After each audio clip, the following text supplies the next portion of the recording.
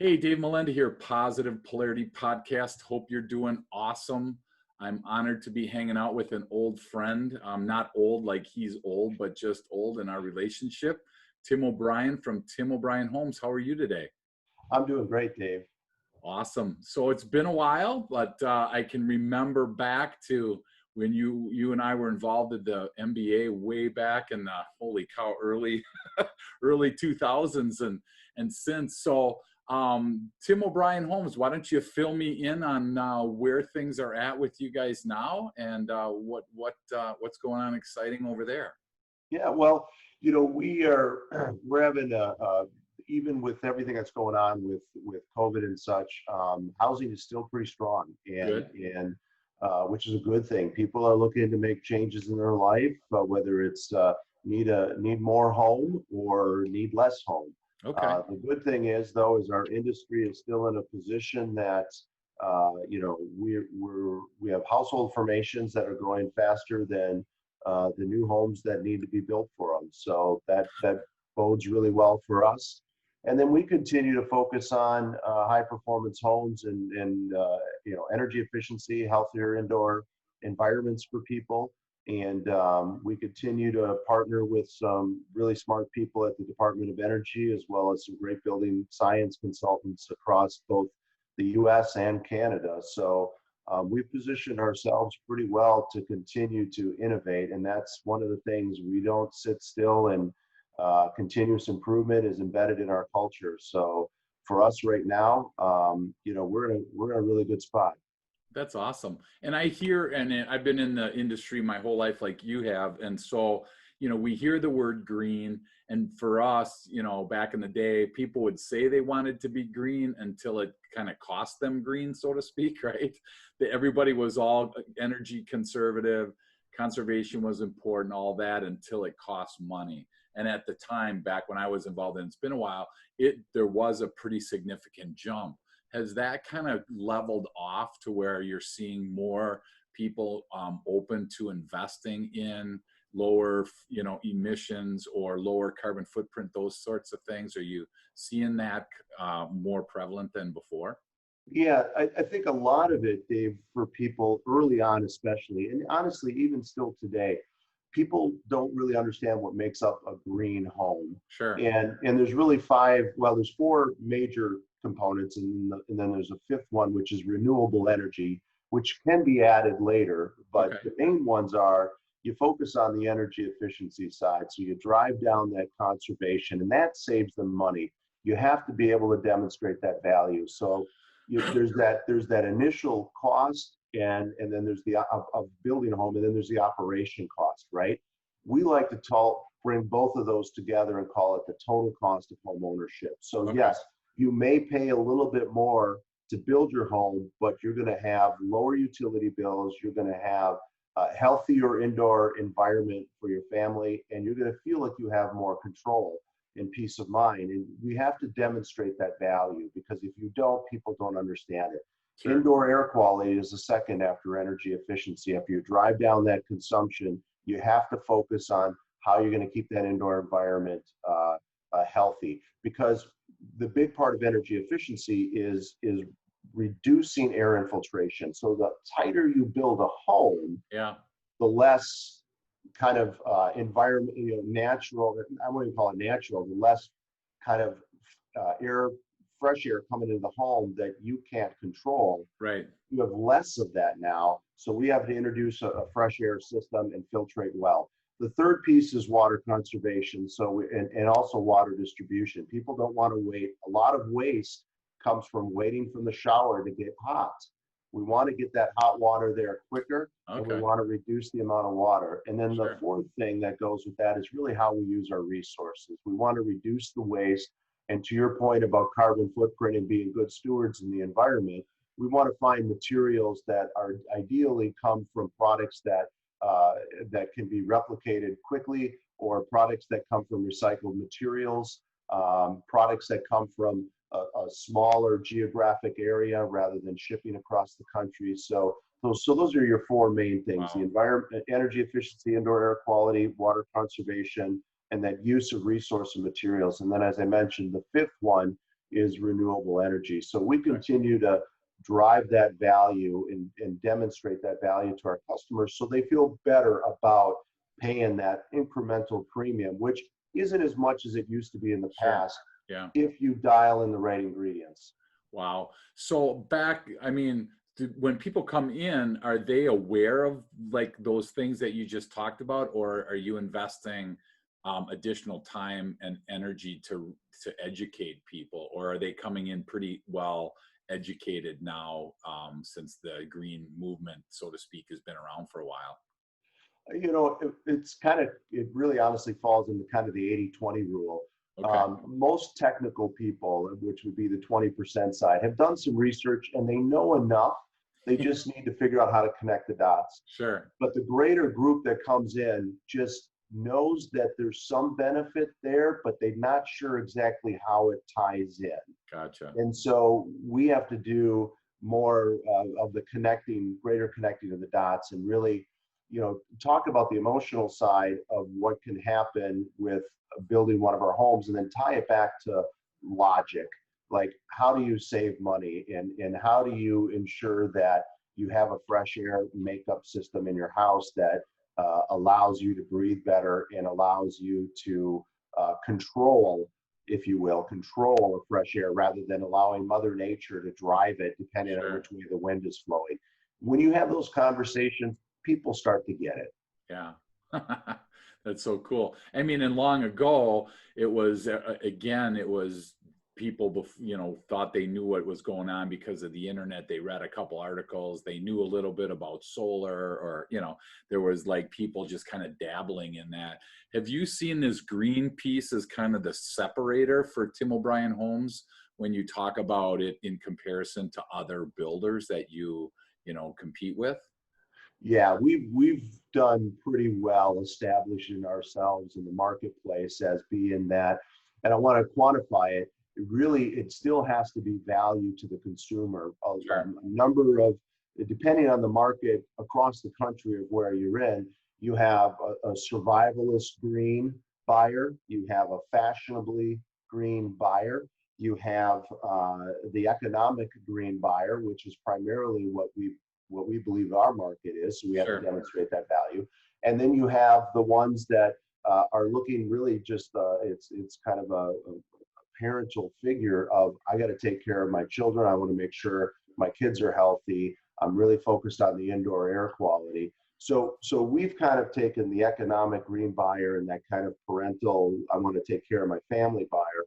And Yeah. that's kind of what we based our program around, because people buy with their wallets, right? I mean, Sure. they buy based on what they assemble as value, and they're not going to pay more for something that if we can't demonstrate that value. Right. So we really focus on that value-based approach, and instead of building that 10 or 15 really what I call dark green homes a year, we decided, why can't this be more mainstream? Why can't this be more available to a greater demographic in the marketplace that wants this stuff but doesn't want to get too dark that it either becomes too confusing for them or it becomes too costly for them. So Sure. we still have to be sensitive to that value proposition and make sure that they truly see the value in it. And of course, once they're in their home, they see the utility bills drop. They, versus their last home, they feel comfortable in the home. There's no cold spots, there's no hot spots. Then they're saying, you know what, it resonates with them. They get it, and they talk about it. Wow. I remember we did some work together years ago on some zero-based energy homes that you guys did. How are those still? Do you still have people coming in saying either I don't want to be on the grid or I don't want to pay anything for utilities? Do you still see that type of consumer out there? We see people that get frustrated with the grid, right? But it's really most cost effective, at least today, to stay on the grid. The thing is how can we drive that consumption down so they don't feel like they're just anchored to that utility bill. Sure. Okay. And so, but the net zero energy home that we did in New Berlin was it sold out really well, and we've got just a great response from the customers who live in those homes. And that is something that we're positioning ourselves right now in the next 12 to 18 months to make a standard for our building product going forward. There's a Wow. lot of moving pieces that we need to bring in together, but we really believe that's the future of home building. And we've found some great success in that community, Red Fox Crossing in New Berlin, with the 34 home sites that we had there. Okay. And we believe if we can really dial in all the pieces, and with our trade partners, the education with our trade partners, the education with our team, that we can make that a standard in the next 2 to 3 years in all of our building product lines. Wow. Education, you brought up the word education. You know, that was one thing I think that really set you apart from, you know, when I would look at different builders that we worked with over the years, that education piece really stood out for you. I mean, that was really important for you. So I'm assuming today you still, you know, it was such a team. It felt like such a team, you know, working together, and education was so important. Is that still, you know, the forefront for you, is trying to educate yourself as well as your clients and the rest of your team, I'm assuming? Yeah, Dave, that gets back to that continuous improvement mindset. We spend on average nearly 2 times more on training per employee than the average company who had already invests in training spends. We spend around $2,000 per employee per year, where Wow. the average company spends about $1,250 per employee. We really believe in that investment in our team. We believe also, because of the product that we build, it's critical to do that, especially for sales training, but also too, just for growth. We're really focused not only on the growth of our organization and the growth of home building in the industry as it relates to and green building, but also growth as it relates to personal growth and professional growth for our team. We do give both the personal side of growth. We give them, our team, opportunities to grow personally as well as professionally. And I think it's important to have that balance, because they appreciate that. That's Then they huge. really know that you're investing in their growth, and you're not just telling them this is what you need to do in order to be effective in our organization. We also want to say, here's an opportunity for you as an individual to grow, no matter what you do, whether it's home building or anything else that you want to do. Sure. We believe that that investment in them pays dividends to us in terms of their appreciation for who we are as an organization. Where did you learn that, Tim? I mean, that doesn't just happen in organizations. And, you know, I've worked with them over the years, and some people get that and some people don't get it, quite frankly. Where did you learn that? Where did you learn that your team was that important to the success of your company? You know, that's a great question, Dave. I mean, it goes back to kind of how I was brought up. I mean, both my parents, my dad was an educator. Okay. You know, he has a PhD, and he continued to learn. He was a continuous learner, and you know, I would watch him. Uh, you know, he was writing books, and he's written over 10 books at that point. And Wow. he was just a continuous lifelong learner. My mom has a master's and MBA. She too was involved in just a continuous learning cycle, and they encouraged me to continue beyond college. Your college education or your high school education, you don't stop growing. You're not done.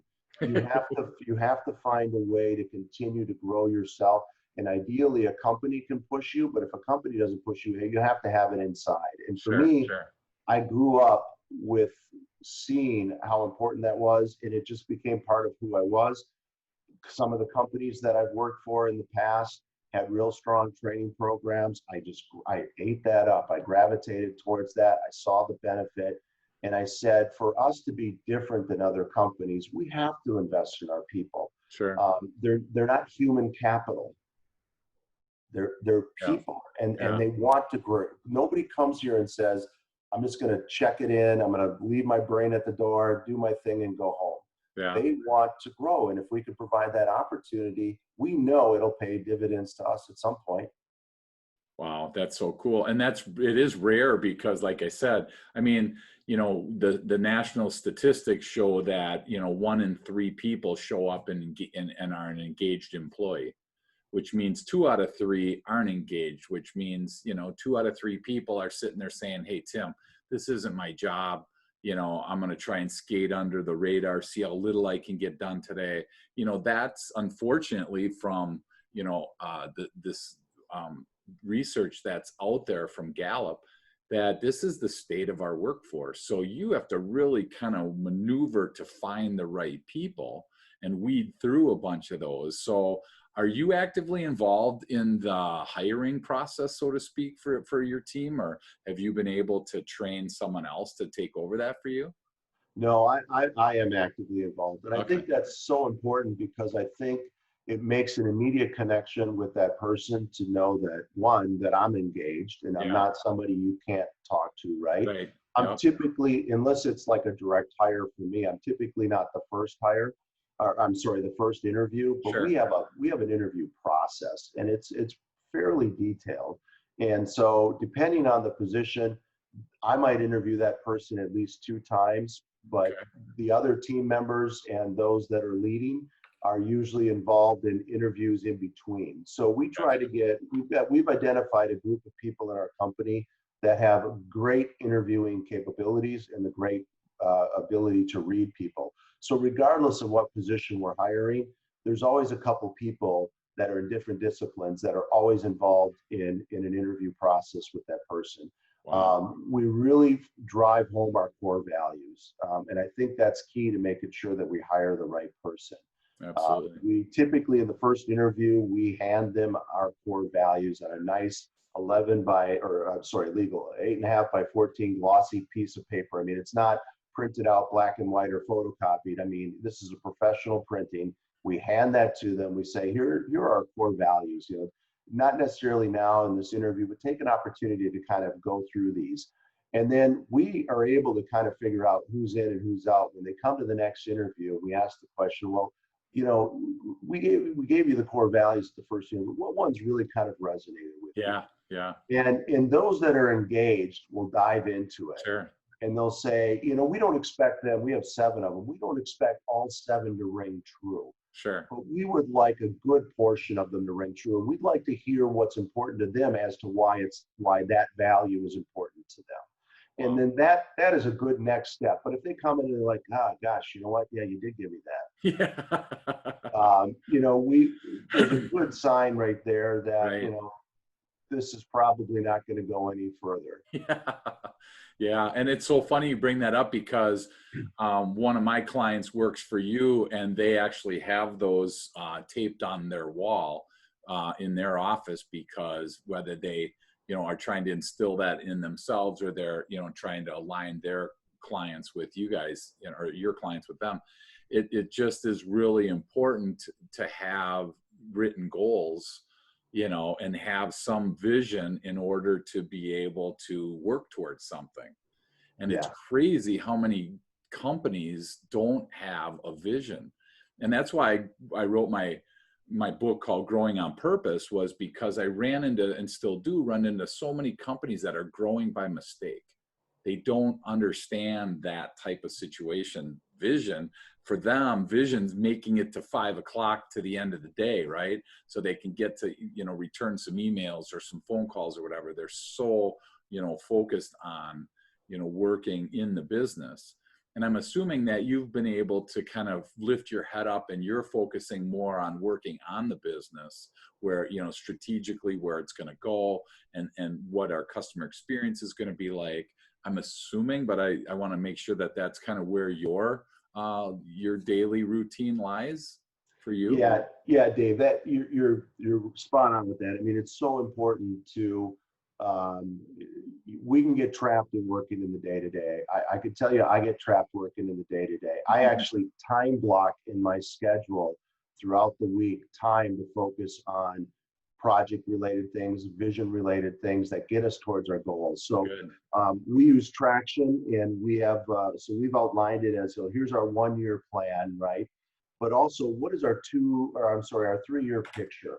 Where do we want to be? And we pick a date and we say, by this date, which is 3 years out, this is what we're gonna look like, right? Yep. And so we have to kind of say, okay, if this is where we want to be, what are the steps that we need to take in that year one and year two to ensure that when we get to that end of year three, we are at that point. And if you don't have that out in front of you, you can get caught up in the day to day, and you Sure. can miss a lot of opportunity. And then that 3-year plan is also based on a 10-year target, 10-year Okay. kind of core target. So it's kind of like the good to great, the BHAG goal, right? You may not get there, but the actions that you take towards that is progress.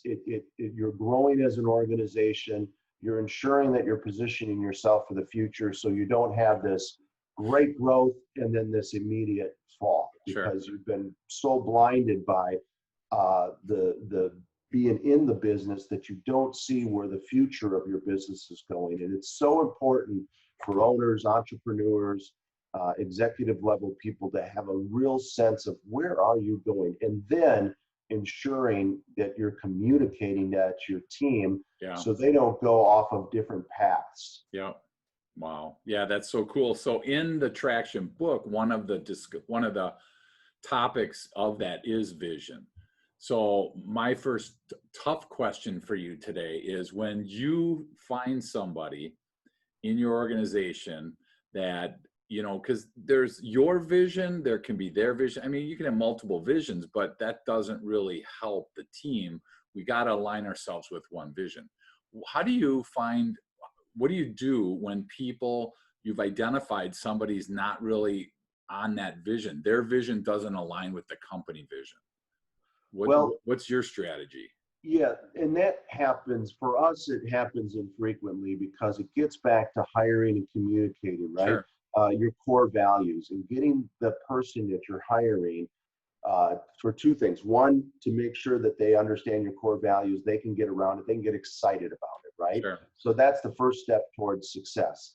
The other piece is making sure that they get a chance to truly interview you, because it's important to Yep. make Interesting. sure that they know what they're getting into. Yep. So if you do those two things right, you minimize that vision drift or mission drift that a Sure. person may go through when they come and join your organization. But yes, it does happen. Sure. And so then what is required is you got to sit down with them and kind of start out with the why, who you are as an organization. So when we onboard someone into our company, we have a formal process they go through. And one of the last steps that they have is with me. And that's sitting down and really, after they have a chance to kind of see what each functional discipline is, I sit down and go over the why. And we spend about an hour and we go through our vision traction organizer, which is a 1-page, 8.5 by 11, that goes through, here's our core values, here's our core purpose, here is our mission and vision, our 10-year core target, here is our marketing strategy, who we are and who we want to communicate to as terms of what our buyers are, who are the people that we're looking for that we feel fit best, what are our key uniques, what are our Sure. 3 key uniques, and then what is our vision for where we want to go. And when you paint that up front, they get around it. And of course, we communicate it more formally at our annual meeting, and what we got, which is coming up here in the next week, what we call our halftime report. And we go through that and we continuously reinforce that. We do annual reviews, planning and performance reviews. We do mid-year planning and performance reviews. And those topics are all embedded in there. So keeping it out in front so people can understand it. I think it's so important to Sure. not only explain the what and the how, but the why. And Yeah. really, a lot of the why really starts with your core purpose. Why are you here? Why do you do what you do, right? Yep. And how does that impact them as an employee? How does that impact the customers and your surrounding, anybody else that you impact? And so you need to get that person to kind of bring them back around. And usually it's just something got disconnected, right? Something. Sure. For us, if we hire right and we onboard correctly, and they're still nodding their head after that 90-day probationary period that they get it, we may have missed something in the communication or something got disconnected. We just need to rewire a little bit, and we're back on path. Sure. Wow, that's so cool. I mean, it's interesting that you talk about that, because the vision You know, when I train teams on employee engagement, just the team understanding the vision can increase their productivity by 26%. So if I said, hey, Tim, you know what, do you want 26% more productivity out of your team? I mean, who in the world is going to say, nah, I'm good. Oh my gosh, I have way too much productivity right now, right? You know, so you look at that and you just, and it doesn't really cost any money. And that's why I think it's so helpful for you is to have your vision a lot. Each person is that's aligned with that vision, that understands that vision. And, you know, how many companies have, you know, a big paragraph, a vision statement or mission statement. Nobody knows what it is. Nobody's following it. It's just kind of words on a wall, you know? And I think that that's what I think, what I like is, and I've seen and talked to people, you know, in our industry, and a lot of people have those good things to say like that about your team. So it's one thing when you think it, right? It's completely different when outside people think it, and outside, you know, trade contractors and different people like that think it. So I commend you for, you know, sticking to that, because I'm sure there's a ton of entrepreneurs that are thinking, Tim, 10-year plan, really? You know, I mean, I'm on my 10-minute plan right now, you know, I'm just treading water, whatever it is that they're thinking. I know that a lot of people, and I include myself in their struggle, thinking, what's this look like in 10 years? So when you want to deviate from that, you know, let's say you have your mapped out pretty intensely, and you want to deviate from that, how do you talk yourself back, or what's that process look Yeah. like to Yeah. stay on track? Yeah, that's a great question. So we've typically, you know, Traction says you look at a 10-year target. And again, it's just big picture. It's 3 points. It's like it's like 3 or 4 things. And they got to be big picture because they should be inspirational and they should help guide you. Sure. We do a 2-day offsite retreat every fall, annual planning, and we go through that every year. We say, is this still the right 10-year target for us? And we have made changes to it. We have adapted based on either a direction that we've decided to go on, based on how we've done with some of those pieces already. Are they embedded in our 3-year picture? Sure. But you have to check in. It's not something that you just set and say, Yeah. In 10 years, here's I'm going to be, and I'm not going to deviate from that. Right. No, you don't do that. It's intended, though, to give you a big picture view that helps you build your 3-year picture, honestly. Gotcha. Okay.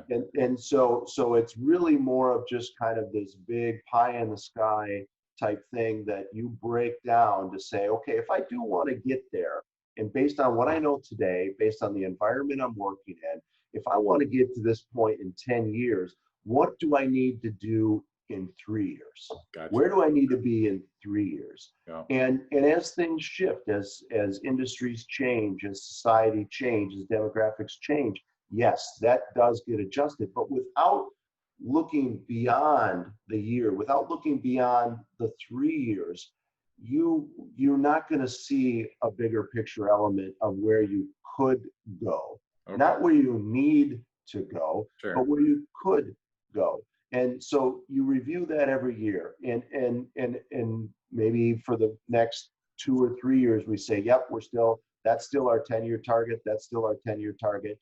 But then all of a sudden something changes. Your product changes, you're going into a different market.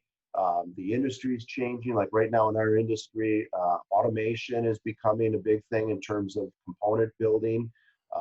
You know, so we adjust and say, we see based on what's happening, this emerging market that's happening in our industry, we know that we need to be involved in this. So we're going to put that out there as what we want to be.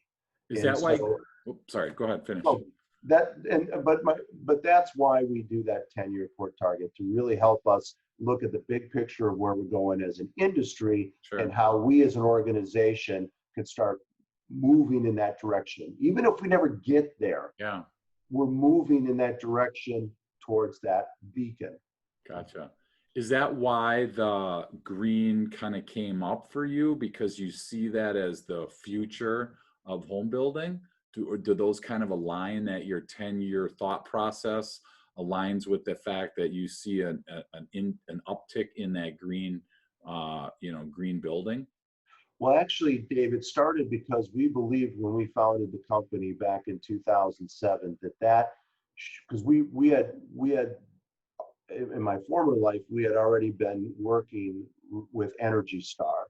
Okay. And I really thought, my gosh, this is a great program. It's structured, it's science-based, it's case study based. There's good data here for us to gravitate towards. And then when the recession hit and the company I was working for decided that they wanted to strip all of that out, I'm like, you guys are missing the big picture. This is where things are going. So when Sure. we started Tim O'Brien Homes, we said, we want to find a value-based green building platform that appeals to greater demographic than just 15 to 20 homes a year. So what we did at that point is we said, okay, if we know this is where we're going to start, where do we go from here? Well, one of the things we said is we want to build a net zero community. So we put that up on our 10-year core target. And that was back in 2010. Wow. That we got into traction. We put that up on our core target. That was a 10-year target. In 7 years, we engaged in that net zero community, which is New Berlin. Yeah. So again, having that 10-year target got us to what we did in New Berlin. If Sure. we never had that, we would probably doing roughly the same things that we did in 2007, but maybe with just different colors, so to Sure. speak. Sure. Wow, that's brilliant. So I don't know if you remember, but we'll take a trip down memory lane for you. 2007, you walked into the boardroom at the Metropolitan Builders Association the day that something happened where you were no longer employed and you were at that precipice of starting Tim O'Brien Homes. And I remember sitting in that boardroom because I was honored to be there, and I kind of looked and there was like panic in your face. So I'm so excited that it worked out good for you, and that, even back then you were thinking, to your point, so few people think about the future outside of the next day or week or potential month. What's our month look like? Oh my gosh, what's our quarter look like? You might get that quarter, but you don't get people thinking out like that. So I really commend you for that. And I'm assuming that the Traction book was really instrumental in helping you along with that. Oh, it was, Dave. I think Traction is one of the best business application books ever written, in my opinion. It is a book that you can read, and you need to read it all the way to the end, because I know I got excited about halfway through it and I started telling people that you need to do this. And then you get to the end and it says, but don't go telling everybody they need to do this now. And it's like, oh, geez, okay. But no, it's been wonderful. We've been doing it now for roughly 12 years. We really kicked it off. We really finally got it kicked off by about midway through 2011. And we used a facilitator to help us get it off the ground. We already had a couple pieces already in place, but Sure.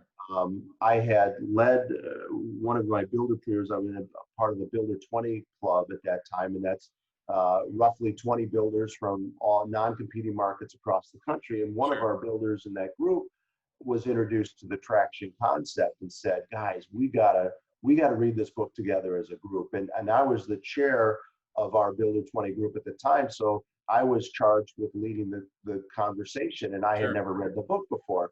So I dived into that book. I took notes. I came up with like a little crib notes of the entire book. I summarized it, and I got so engaged in that. And then we had the conversation and the discussion, and by then a couple of them had already got started in their organization doing it. Sure.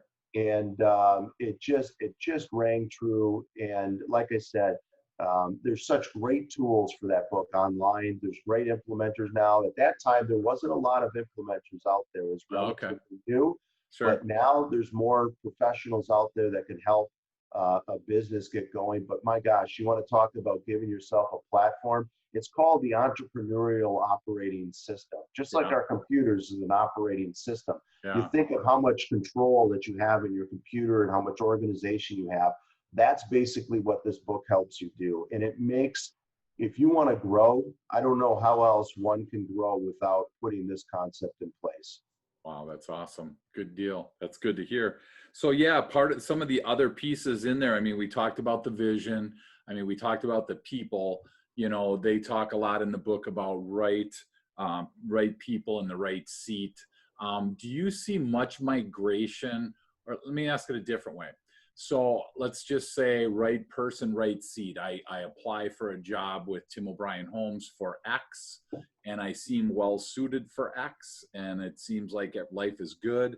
Well, a lot of people like to move, you know, in different directions. Some, you know, horizontally, some want to go vertically, whatever. No good or bad to either one. How do you incorporate that if I'm working with you for a couple years and all of a sudden, you know, I get like whatever, oh my gosh, I would love to, you know, fill in the blank there, whatever that is. How do you accommodate that? How does traction accommodate that people shift while you're, because you originally hired me for this seat, and now I'm thinking, boy, I kind of like that seat, or I'm better suited now for that seat, or whatever. How do you work through that chunk? Yeah, there's a couple different things. Sometimes people will come forward and say, I'm interested in this. Other times they may not know what they're interested in. So, and we may not ask the question of them if we don't know that there's something there that's not clicking. So one of the things that Traction has, it's great, it's wonderful. It's called the Get It, Want It, and Capacity to manage it. In that tool that they have helps us identify, does a person get the position? They may get it, but do they want it? Sure. And if they get it but don't want it, we want to ask the question about what of this position maybe that you're not interested in, or is there something that you're in, other positions that you're interested in?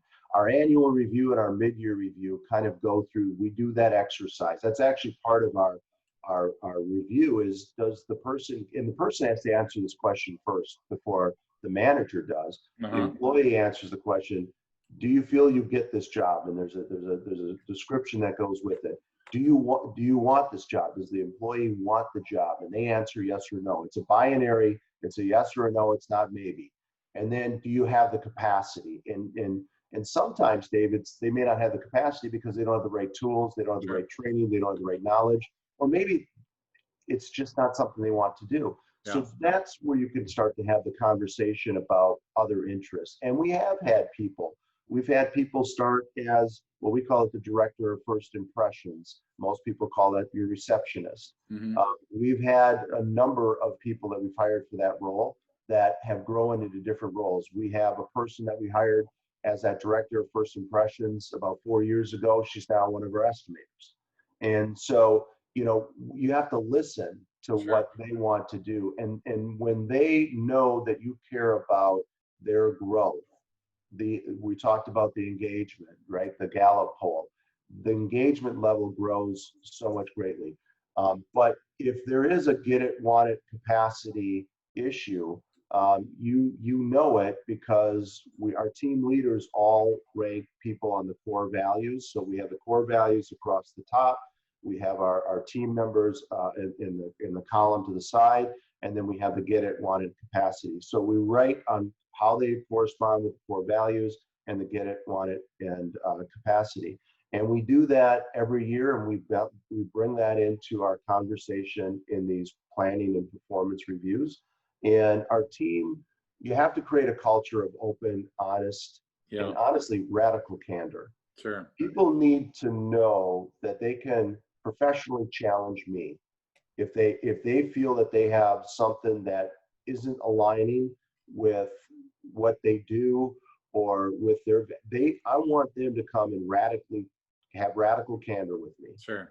And That's so awesome. you create that safe environment, and then you don't have people that just sit and say, well, they don't care what I think about anyways. Screw this. I'm just going to come and check it in. And maybe if someone offers me a better job with more money, it has to be more money because I'm not going to leave unless I have more money. Yeah. Then you listen to them, you create that safe environment to have that conversation. They appreciate that. And then they're going to tell you, hey, I'm not feeling great about where I'm at right now. I'd like to grow. I don't want to stay here. Some Yeah. people want to stay there. They're fine. They're like, hey man, I love what I do. I don't Right. want to take anything on. I love working here. I love the people. Yep. Great, awesome. Yep. You're fantastic at what you do. Other Yep. people are like, yeah, I'm gonna start here and I'm okay here. Just know I'm raising my hand now. I want to grow. I want to do something else. Maybe I want to be a construction manager. Maybe I want to Yeah. be a salesperson. Maybe I want to be part of the leadership team at some point in time. And Right. so we have to listen for that, and we have to help create a vision of where they could go. That's so cool. And that's where I think it's so interesting, because if you're a leader and you can't be vulnerable, it's really hard to expect your team to be vulnerable as well. And so, when you think about people that say, get it, want it, those sorts of situations, people tend to sometimes have blind spots and they don't know certain things. My next book I'm writing right now is on business blind spots, because they're so prevalent and yet they're so hard to work with, because if I don't know something, how do it's like, how do I fix it, how do I change it? So that's part of the thing with coaching. I think that you come alongside people and you help them. I got to believe part of your whole process here, and process is like another one of the traction words, the way that you do business. I got to believe that your mentoring, your coaching, it's less of a manager employee type relationship, and it's much more of like a mentor mentee relationship. Is that accurate? You definitely need to have that in your bag of tools, so to speak, because you still have to manage a process and you still sometimes have to manage people. But ideally, you want that, like you said, you hit on it. I think the best leaders have a level of vulnerability, and they're humble, Yeah. because then people feel like you're a genuine person, you're a real person, you're not somebody in the corner office, you're not somebody I can't talk to. Right. I've seen you make mistakes. I've seen you admit you've made mistakes. I've seen you tell others, hey, it's okay to fail as long as you learn from it. Right. It doesn't make you a failure if you fail. It Yeah. just look at it as an opportunity to learn, Yeah. right? And Yeah. so you create that safe environment for people. But there is that mentor piece that a real good leader has to bring in. Sure. Because otherwise, if you just tell people what to do, yeah, you could call that giving direction, but you're not helping them understand why they're doing it.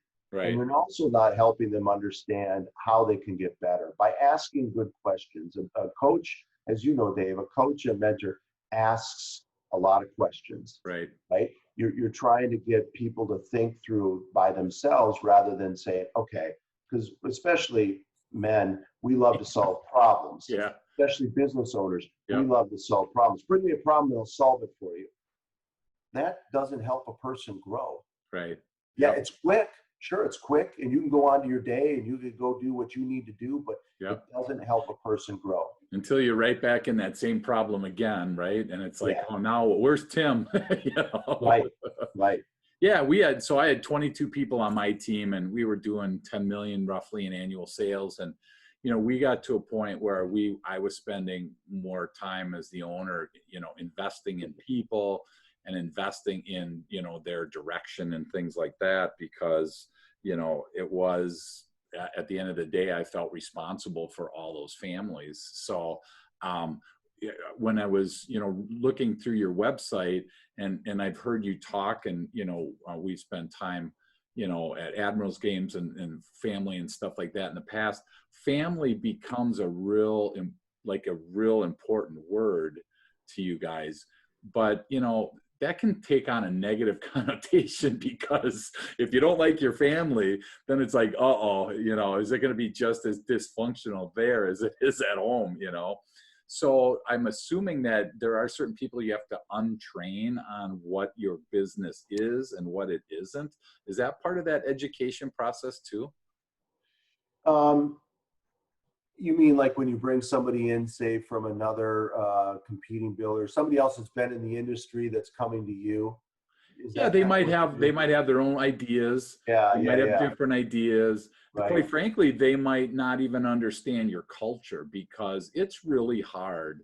You know, I think culture is the hardest word. If we polled your team and said, hey, you know, explain the culture, you know, it's some people are like, oh, we get to wear what we want. Some people say we get, you know, it's so like, you know, ambiguous on what it is, but culture is so darn important. I get the family feeling of culture from you, and I just didn't know if that was kind of what the rest of the team, if they came in with that, or you kind of have to teach that as you go. I think the core values really help kind of define that. And I think the communication of making sure of full understanding of that core values and again, kind of where you're going as a direction. But we have people sometimes that'll come in and uh, based on experiences that they've had in other organizations, whether it's culture or whether it's the tactics, right? I know how to do this job. I'm going to come into your organization and you're going to watch me just light it up and I'm going to be the best thing ever for you. Yep. And so we always focus on really, we lean more towards the attitude versus aptitude because I could Okay. train people, right? We Sure. could train people to do things, but what we can't train them is on attitude.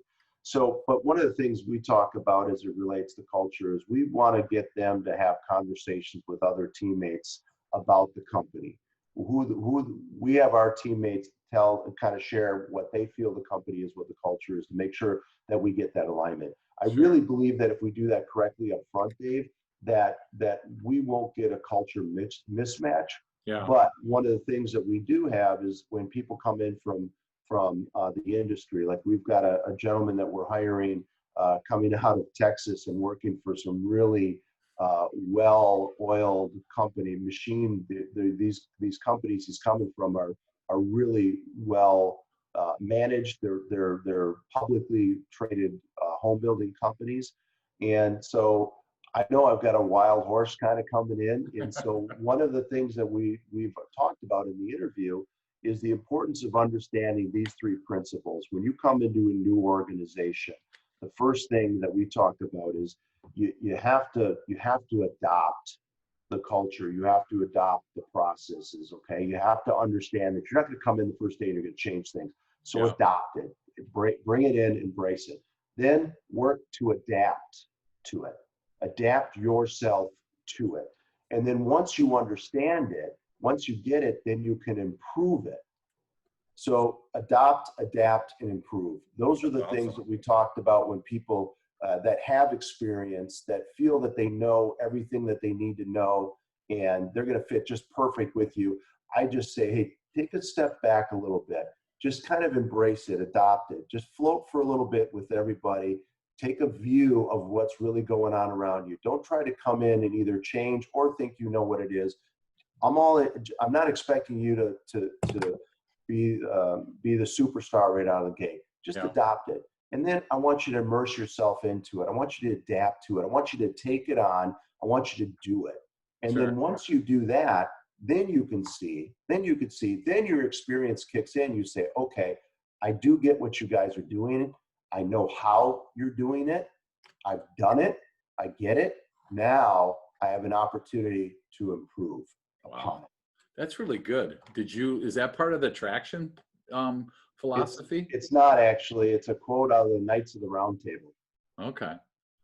It's a Man, you're it's a just full of this stuff, man. This is awesome. I mean, this is like so um, uh, fundamental, but yet it's so deep. I mean, just that, you know, adopt what you're in, then adapt to it, and then improve it. I mean, that's just like so well said, because how often do people come into organizations, you know, like you said, and they're on fire, right? I mean, They're and gonna they make just a want to, difference. yeah, they want to change everything. Oh, we can't do this. I mean, first day, we got to change the logo, Tim. I mean, it's like, you know, it's crazy some of the things that go on, but yet and then they don't last because nobody, I didn't hire you to change my company, you know, Well, at and they least don't. not today. Yeah, and they don't get it, Dave. They don't Yeah. understand who you are, so they come in and think that they can. I'm gonna be your superstar. I'm gonna be your hero. I'm gonna take it. I don't want you to do that. Yeah. Just kind of hang out for a bit. Yeah. Get it. You know, tell yourself, your mindset that I'm gonna open up my eyes Yeah. and I'm gonna see what's happening in this company. I'm gonna adopt it. I'm gonna bring it in. I'm gonna consciously say I'm gonna live in this environment, and then I'm gonna adapt to it. I'm gonna do it. I'm gonna do it for a while. I'm gonna do a number of cycles of it. I'm gonna really start to get a better feel for how it's done. Sure. Then now you have tremendous power to improve stuff because you know who we are, what we do, how we do it.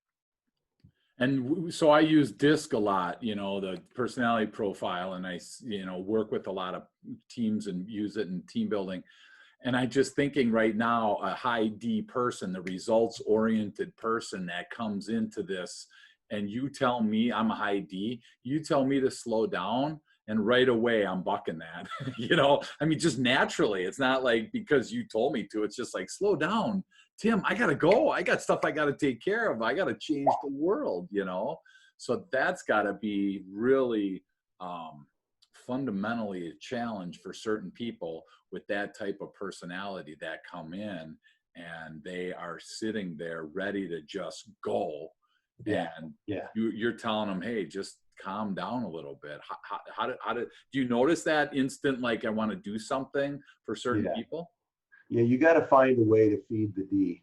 Yeah, You've got to you got to find a way to feed the D because you're right. If you don't acknowledge or understand that that person's a driver and they want to come in and make a difference, you've got to find a way to feed that that desire that they have, yeah, and at the same time gain the understanding of this is kind of what I need to do to get you to understand who we are.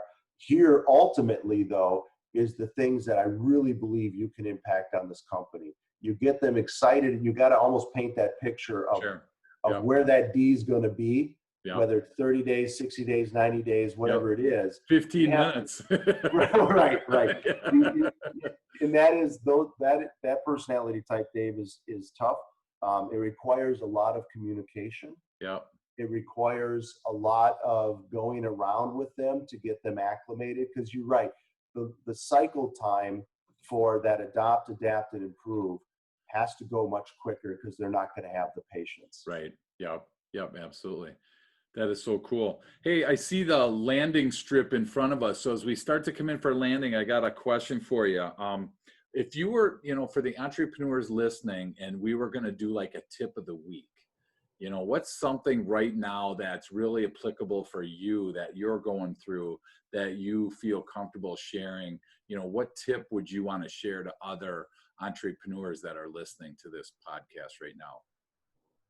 One of the things that I wish I would have done much sooner was identify a mentor or a coach Okay. and not think that I could do it all on my own. Yeah. And so that would be, and that gets back to the vulnerability piece, right? Sure. Yep. That gets back to, this is mine, I'm going to do it, and I'm going to go, and I know what I need to do. I mean, I wish a long time ago I would have done that much sooner than I Sure. had. Yeah. And I think it's important to identify that individual, that resource that you can talk to, because Sure. it gets lonely Yeah. at the Absolutely. top, right? Yep. As you're running your own business, there Yep. really isn't somebody that you can like open your soul to. Right. There Yep. isn't somebody that you could say, oh man, I'm really struggling with this. You kind Right. of deal with that, or you take it out on somebody. Yeah. You've got Or to you take it find, home and hope your wife understands, right? right. She's like, Tim, seriously, I heard this already. Yeah, you got to find somebody else to talk to. Yeah, I guess, exactly. I don't know what you're talking about. Yeah. yeah.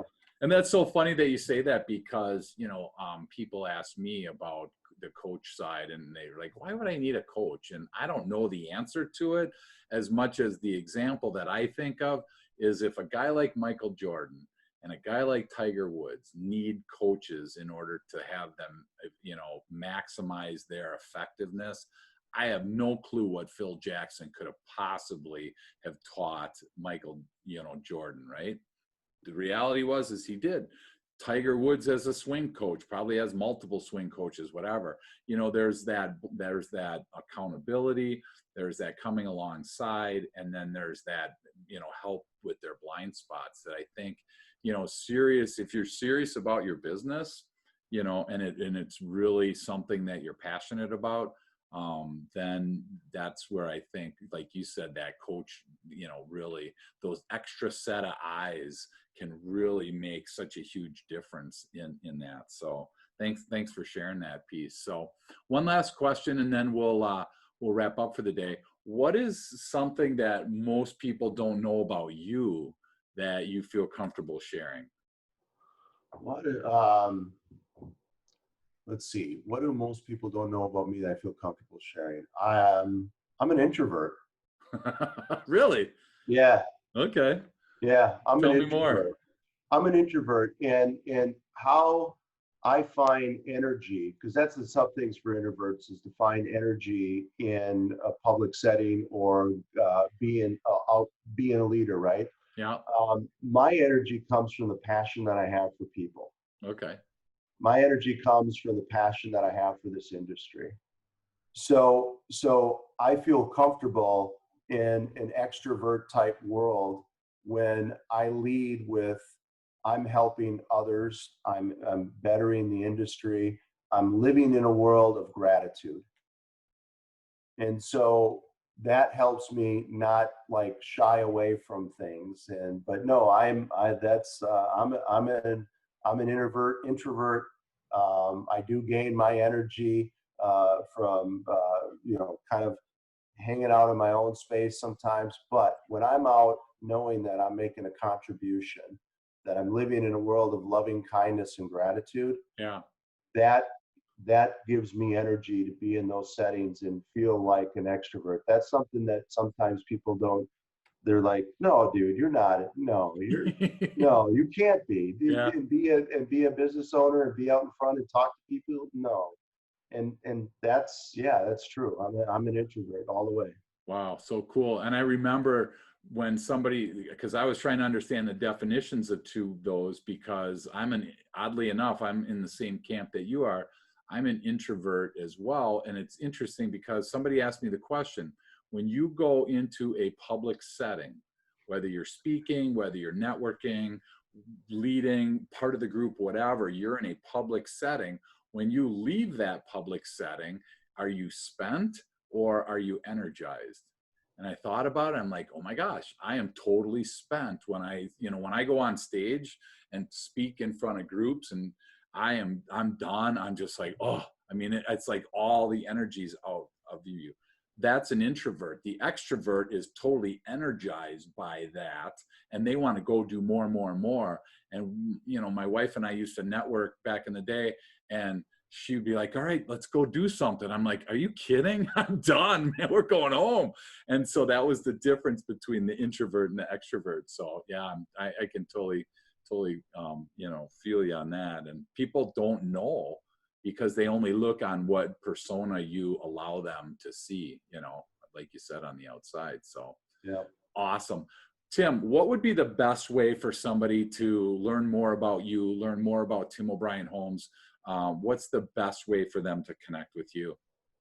Well, for starters, obviously our website, timobrianhomes.com. Okay. And through there, if someone wanted to learn more about, even the topics that we talked about today, more about green home building, there's a contact us piece up at the top of our website.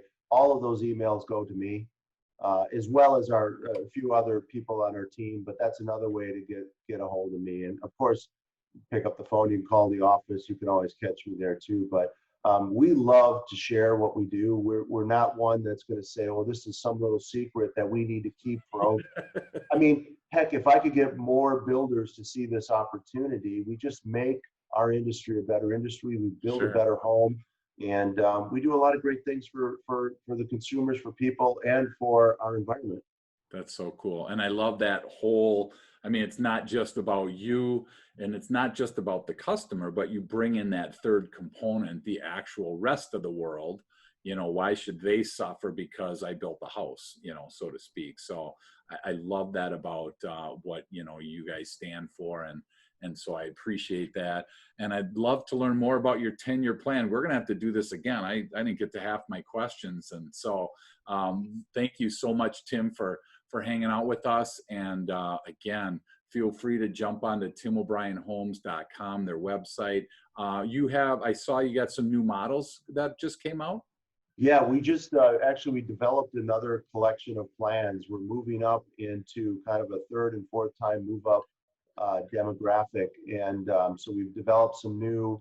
It's called the Emerald Collection. So a bigger set of plans and different plans, but also higher level of customization. We're really going to focus on those on your lot program that we're developing as well, and really trying to engage more with people that have built homes in the past. So primarily our current buyer is usually somebody that's owned a home or two, but has never built before. Okay.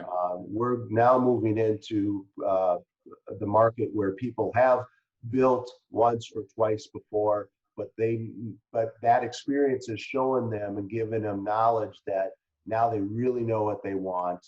And we believe that we can effectively provide that service and experience to them while still maintaining a good, energy efficient, healthier indoor environment and a durable product that's going to last them 100 years.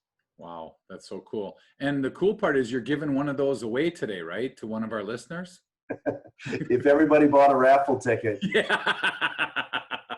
Yeah, $100,000 raffle tickets, and we got to sell 6 of them or so, 7, right?